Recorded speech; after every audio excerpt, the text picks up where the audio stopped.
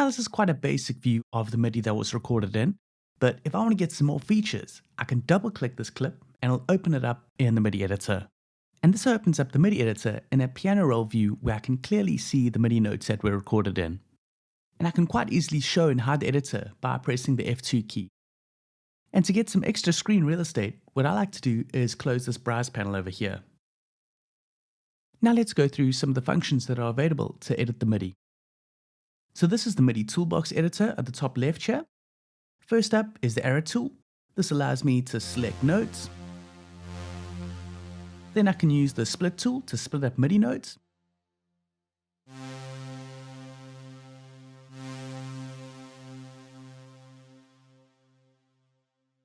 This is the paint tool that I can use to draw in MIDI notes. Plus, if I click this drop-down menu, I can see some alternative options that I can use. And these other options work pretty well to draw in some different curve states. So maybe, for example, I want to use the freehand tool and draw in some different velocity shapes. Or I can choose the line tool and draw in a velocity crescendo. This is the erase tool. It's pretty self-explanatory. You click on a MIDI note and it removes it. Mute will mute any selected MIDI notes. And listen tool will play back any MIDI notes where I place it. And these tools have some handy shortcuts. I can just use the numbers on top of my keyboard to jump through them. And this goes from 1 to 6. Next up is the quantize option. If I click this, it opens up the quantize panel. But don't worry too much about this. I'm going to go through quantize in a later tutorial. And the same goes for this. This is the macros button that allows you to assign editable functions to a macro key. But I'll also get to this later in the course. And this is the step record feature, which I'm dealing with in the next tutorial. But basically, it allows you to step record in MIDI notes instead of playing them in. And these actions are MIDI editing functions that can be applied to selected MIDI notes. So for example, if I select some notes, now I can see which MIDI actions are available that I can use. I'll also go through some of these later in the course. Cool, so now let's go over some of the functions on the right. This here is the automatic quantize function. So this will automatically quantize any MIDI notes, and it's determined by the quantize setting. So for example, if I set this to 1 bar, it'll automatically quantize those selected MIDI notes. So let me just show you that again. I'm going to select these notes and choose half notes, and notice how it shifts it onto the grid. So it's quite a handy feature to use if you want to quantize as you go.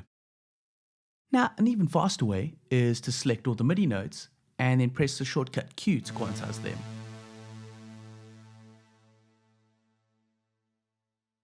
And this guy over here didn't quite make it, so I'm just going to drag him in to the right. This setting over here is showing my time base, and currently it's set to bars, but I can also change it to show seconds, or samples, or even frames, which works really well if I'm working to video. But I'm going to keep it set to bars. I like viewing the time base this way.